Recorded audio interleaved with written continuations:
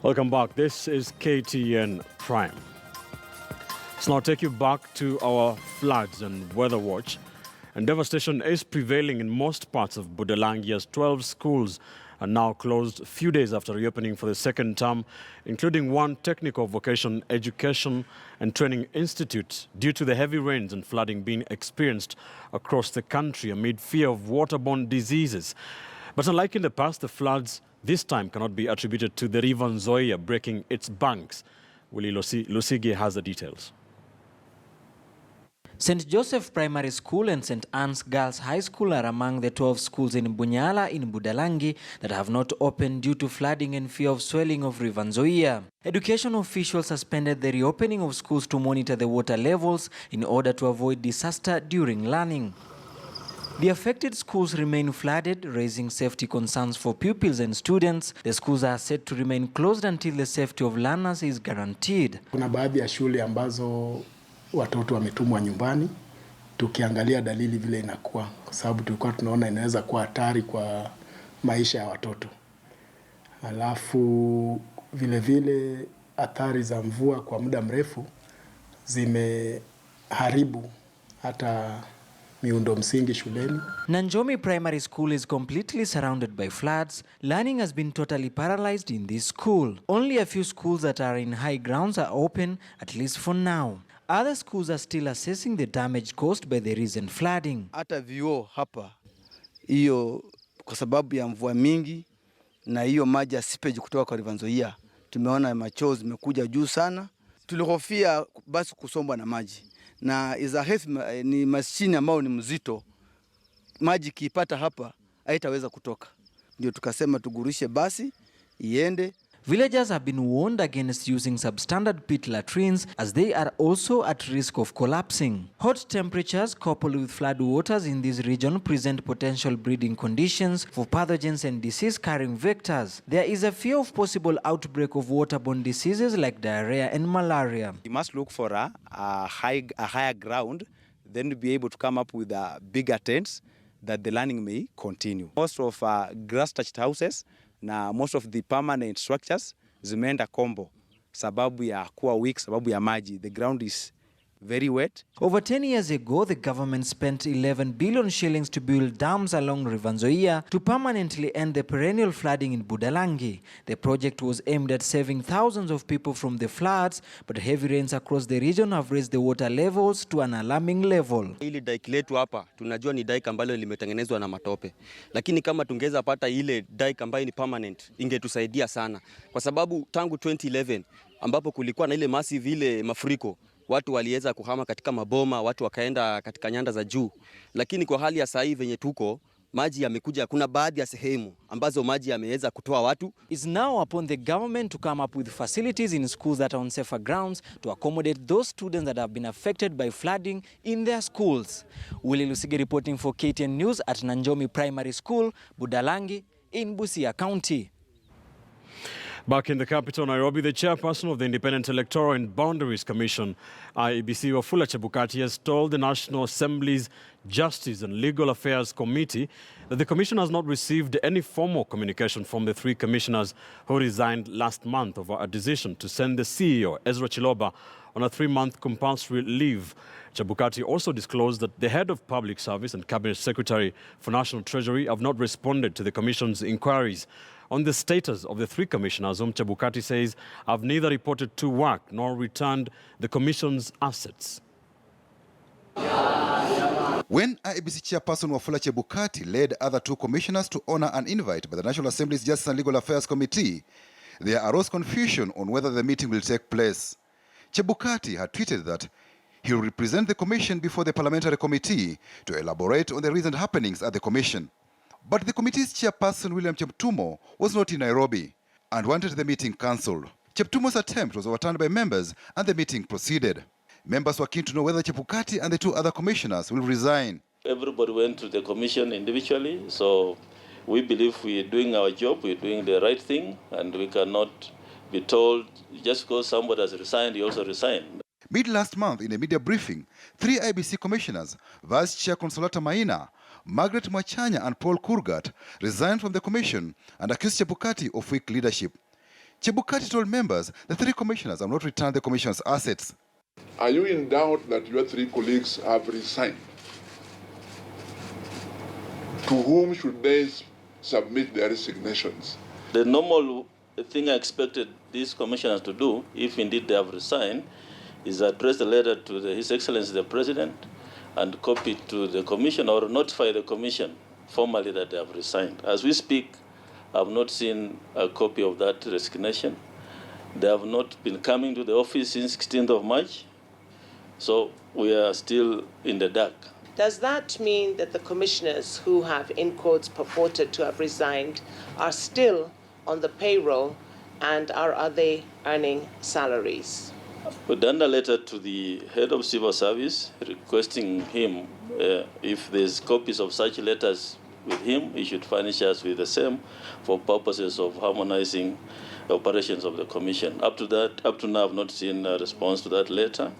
Also written to the commissioners who resigned or purported to resign, informing them that they should be accountable to the commission.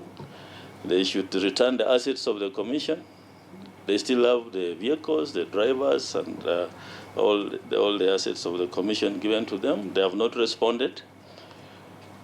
I wrote a letter to the Treasury informing them that these commissioners ceased to be in office from 16th of March, and they should stop their salaries because they are not working for us. And based on the public resignation, I have not seen a response to that. So I don't know whether they are earning their salary or not. Chebukati said former Commissioner Margaret Mwachanya's claim that she resigned following a plenary session to send Ezra Chiloba on a compulsory 3-month leave to allow for internal audit on procurements for 2017 elections was not sincere.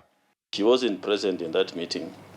It's also equally surprising to me that she is also citing the same meeting as a reason for her resignation. IEBC said it conducted a credible election in 2017, courtesy of technology.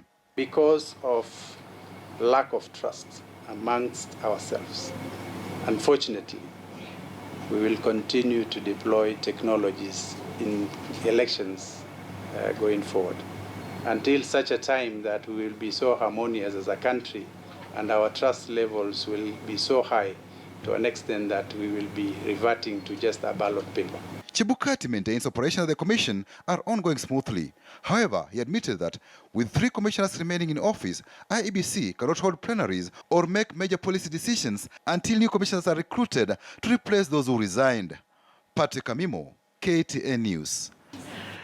In more political happenings today, Deputy President William Ruto today visited former President Daniel Arap Moi at his home in Kabarak. Ruto was accompanied by the Energy CS Charles Keter, Ainabkoi MP William Chepkut, and lawyer Stephen Kipkenda.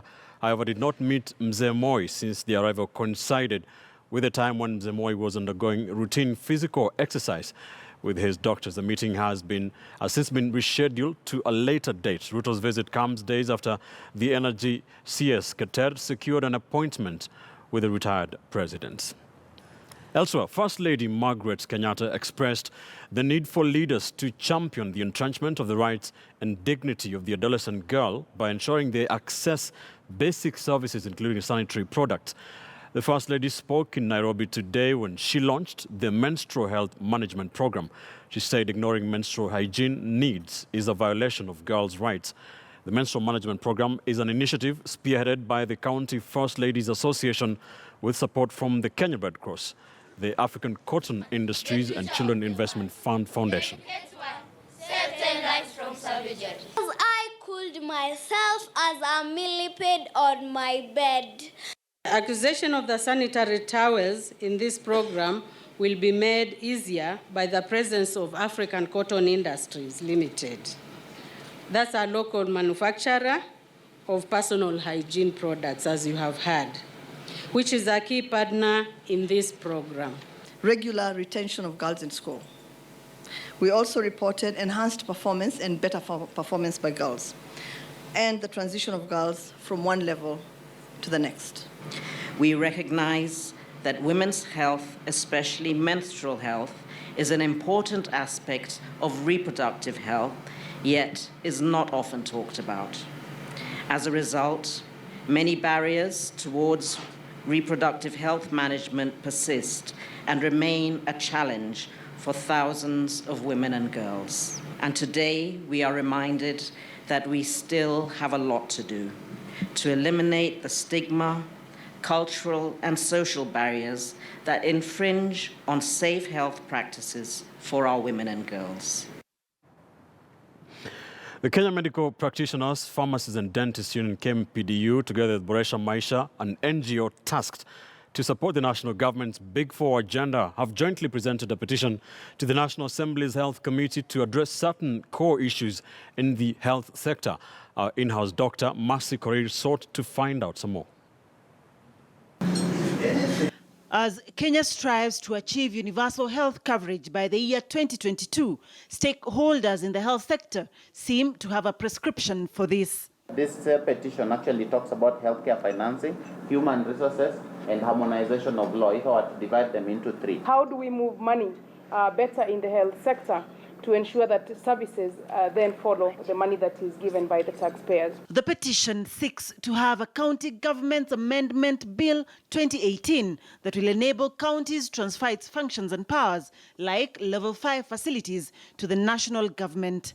The point we are making here is to elevate and designate the existing 11 level 5 hospitals into regional referral and training hospitals to be managed by the national government. The comparison of the Kenyan health system with the Cuban system seems to justify the timing and the content of this petition. I had around 3 days in Cuba. I didn't have a lot of time. The problem is how we are managing our health system. And especially as we talk about taking some of the roles of back to the national government, Cuba since 1960s, they have managed. Actually, I think they're the best in the management of their health system in the world. It is unnecessary to have gone to Cuba. The process was hasty. It did not have stakeholder engagement, and we as the doctors union and as doctors, we have never been involved. The union says it has 1,800 medical officers not taken up by either county or national government, and a further 171 specialists, some whose specialities have been sought from Cuba. The specialists coming and what they are coming to do, I think the ministry will brief us when we go on 14th, because even ourselves, we don't have really the details on the specialists, and even what they are coming to do. But I can say we will be in the forefront to fight and make sure the specialists who are already in Kenya are utilized. And whether the Cuban deal is value for money for the taxpayer? On the details about the doctors, I have no idea. I don't even know how many are coming. This petition to reverse some county health functions and powers and establish a health service commission to manage staff comes at a time when Kenyans are expecting 100 Cuban doctors whose exact specialities is not yet public. Dr. Mercy Korir, Ktn News, in Nairobi. Governors drawn from 10 northern counties and Devolution Cabinet Secretary Eugene Omalo today toured the county of Garissa in an effort to bring development to the region. Speaking at the Garissa University College, the governors lauded the World Bank for sponsoring development projects in the 10 counties such as road construction, agriculture and the construction of abattoirs, among other projects. The said projects will cost a total of 120 billion Kenya shillings.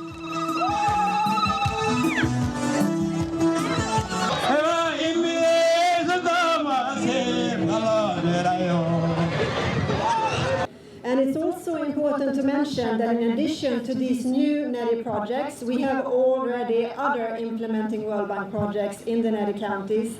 Some of these have been referenced already. This is totaling 1.4 billion, and it includes support to devolution, youth employment, health system, education, urban development, trade, and pastoral livelihood.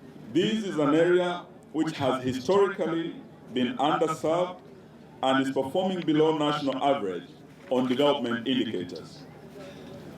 We take note that the World Bank is already investing about 20%, and this we are talking about close to US dollars 1.4 billion of its current US dollars 6.9 billion commitment in the NEDI counties.